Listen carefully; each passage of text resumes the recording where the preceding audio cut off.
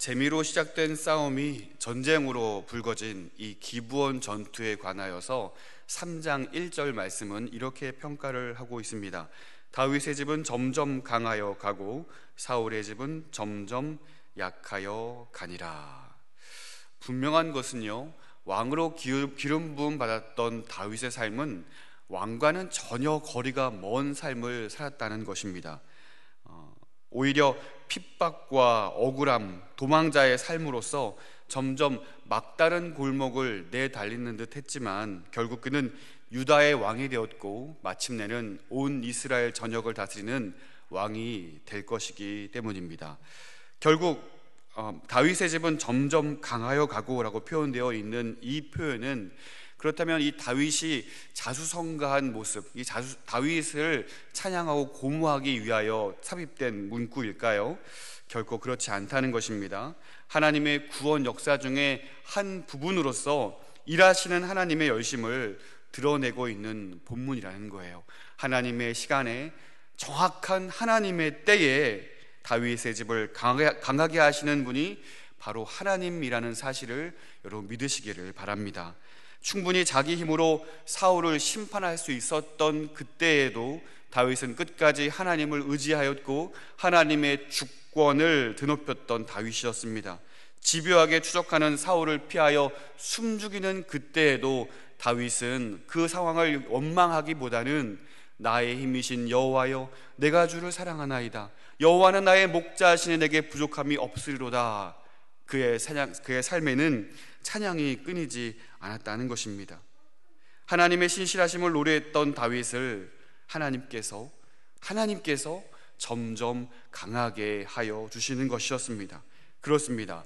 하나님 앞에, 하나님 편에 선 자는 하나님의 은혜로 점점 강하여지는 것이고, 하나님으로부터 돌아서서 스스로 인생의 주인이 되어 살아가는 자는 점점 약하여지게 되는 것이 오늘 본문의 교훈이라고 볼 수 있겠습니다. 보십시오.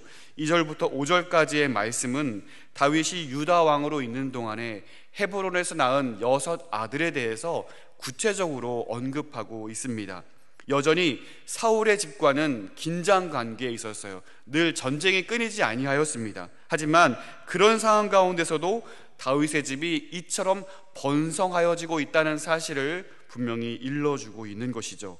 그렇다면 사울의 불순종으로 시작된 사울의 집의 그 퇴락의 상황들, 퇴락은 어떻게 진행되고 있는지 6절부터 그 내용이 다루어지고 있습니다.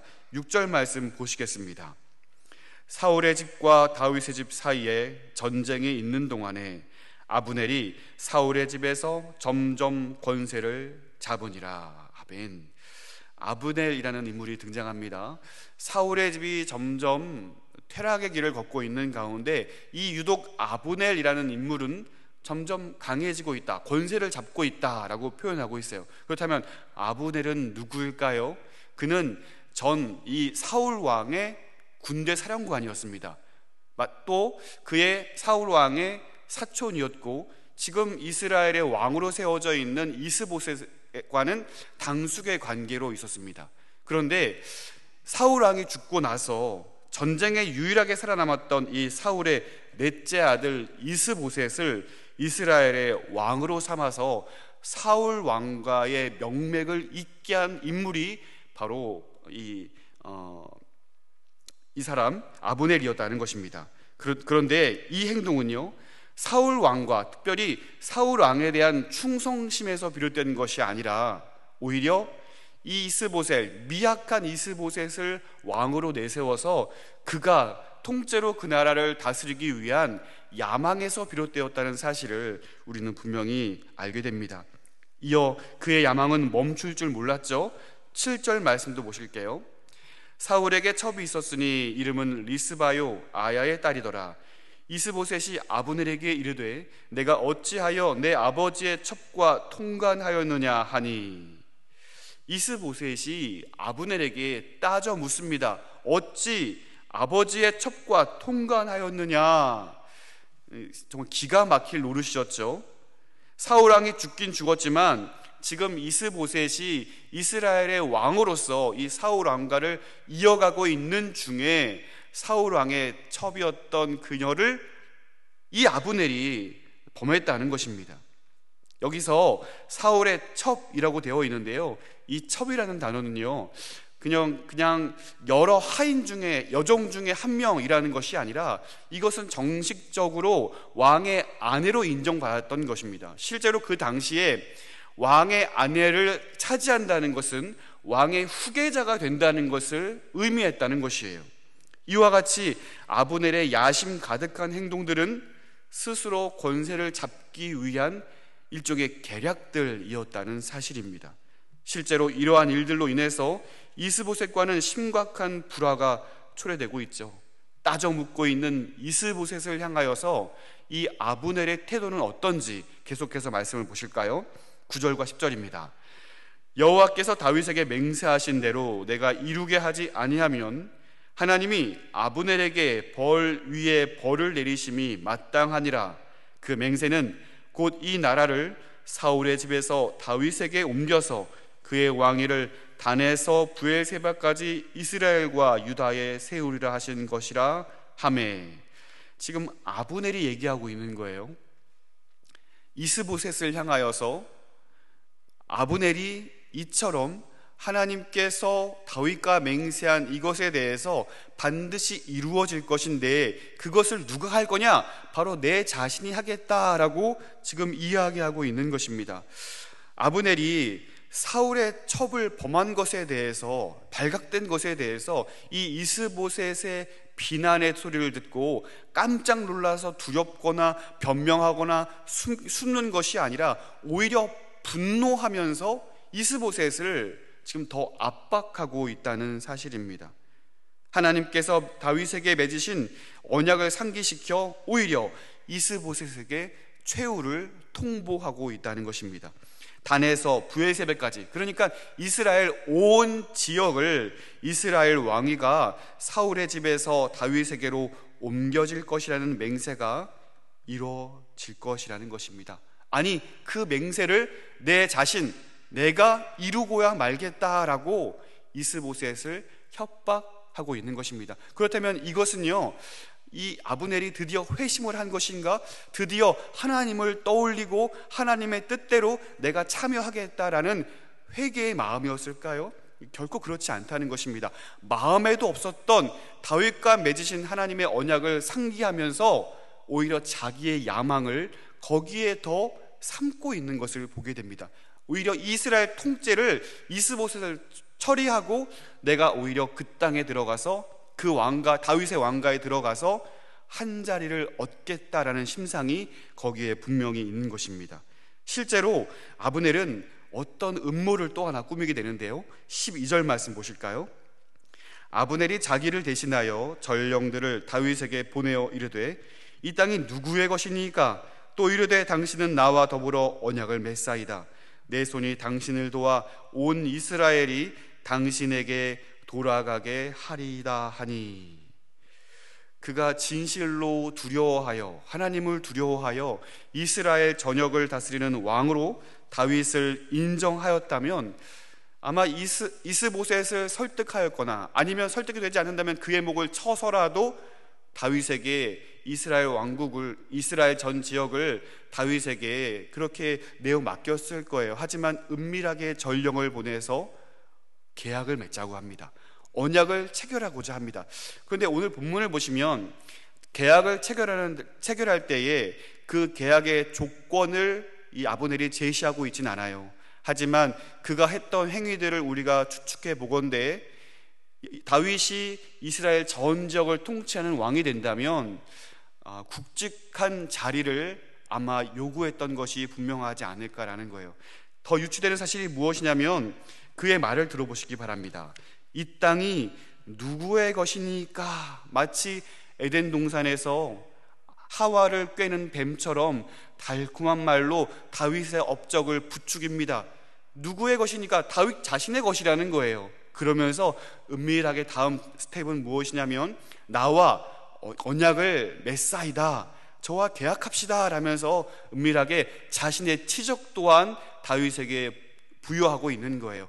내가 그 일을 돕겠다는 것입니다. 다윗 왕이시여, 이 이스라엘 온 지역을 당신이 다스리게 될 텐데 내가 그 일을 돕겠다는 거예요. 내가 큰 일을 당신을 위해 열심히 일을 하겠습니다 라고 자신의 이름 세 글자를 다윗에게 내밀고 있는 것입니다. 아브넬의 권세는 점점 확실해지고 있는 것 같습니다. 그의 계획대로 순조롭게 착착 일이 진행되어지고 있는 것 같아요. 이스보셋도 별다른 저항 없이 오히려 그런 아브넬을 두려워하고 있다라고 성경은 이야기하고 있습니다. 다윗도 아브넬의 언약을 들어준 것이나 다름이 없죠. 자신의 아내 미갈을 데려오면 들어주겠다라고 이야기합니다. 이후의 말씀을 보시면 실제로 미갈을 데려오는 장면도 우리는 볼 수 있습니다. 이제 남은 것은 그가 계획한 대로 사울의 가문이 존재하든 말든 자신이 출세하고 자신의 권력을 유지하는 것이었습니다. 그렇다면 과연 그가 계획한 대로, 그가 생각한 대로 그가 권세 있는 자리에 참여하게 될까요? 오늘 이러한 궁금증을 갖기 전에 오늘 본문 3장 1절 말씀을 다시 한번 보도록 하겠습니다. 사울의 집과 다윗의 집 사이에 전쟁이 오래매 다윗은 점점 강하여 가고 사울의 집은 점점 약하여 가니라. 아무리 아브넬이 그가 계획한 대로 권세를 잡아간다 할지라도 그 역시 사울의 가문이었다는 것입니다. 점점 퇴락의 길을 걷고 있는 사울의 가문처럼 그 역시 점점 그의 영적인 곡선은 하행 곡선을 가고 있다는 것을 그는 깨달아야 했다는 것입니다. 이전에 아브넬은 사울을 보고 배웠어야 했습니다. 왜 사울의 가문이 점점 퇴락하여 가고 있는지를 말입니다. 그 퇴락의 하행 곡선을 그는 볼 수 있어야 했습니다. 여전히 하나님의 하자도 생각하지 아니하고 다른 일을 짓밟아 자기의 안위만을 모색했던 아브넬은 결국 요압의 손에 비참한 죽음을, 비참한 최후를 맞이하게 됩니다. 사랑하는 성도 여러분, 오늘 저와 여러분의 영적인 곡선을 살펴볼 수 있기를 바랍니다. 비록 다윗의 인생 여정이 계속 내리막길을 걷고 있는 것처럼 보일지 모릅니다. 하지만 그는 하나님의 권능의 손에 붙들려 어떤 순간에도 하나님의 하나님 되심을 인정하여 그의 영적인 흐름은 언제나 하나님을 찬양하는 자리에 서 있었다는 것을 우리는 기억하게 됩니다. 상황과 형편과 상관없이 그는 늘 하나님을 소망하고 하나님을 신뢰하여 하나님을 노래하고 그의 영적인 곡선만큼은 늘 하나님을 향하여 위로 뻗어져 가고 있다는 사실을 오늘 우리 말씀을 통하여 보게 되는 것이죠. 결국 하나님께서 그의 인생을 붙드시고 계획하신 대로 하나님의 때에 그를 붙들어 놀랍도록 일하시는 하나님의 역사를 우리는 이 다윗이라는 인물을 통하여 보게 되는 것입니다. 반대로 사울의 가문은 하나님의 역사대로 시작하였지만 결국 그의 권세를 붙들기 위하여 하나님을 사용하고 하나님으로부터 멀어지는 이러한 영적인 퇴락의 곡선을 분명히 바라보게 됩니다. 아브넬 역시 마찬가지입니다. 하나님의 계획과 상관없이 자기의 권세를 추종하고 자신의 안위만을 위하여서 모든 것들을 자기의 방식대로 일삼는 그 상황 가운데 비록 그의 삶이 잘 되는 것처럼 보인다 할지라도, 그의 삶이 성공하는 것처럼 보인다 할지라도 결국 그의 영적인 흐름은 계속해서 하행 곡선으로 치닫게 되는 것을 우리 말씀을 통해 배우게 됩니다. 사랑하는 성도 여러분, 오늘 우리는 우리의 상황과 형편과 상관없이 여전히 일하시는 그 전능하신 하나님을 바라보고 신뢰할 수 있는 저와 여러분 되시기를 간절히 소원합니다. 그래서 주 없이 살 수 없네, 주의 도움 없이 살 수 없네 찬양하며 하나님의 놀라운 순간에 하나님의 역사에 귀하게 쓰임받을 수 있는 저와 여러분의 삶이 되시기를 주님의 이름으로 축원드립니다.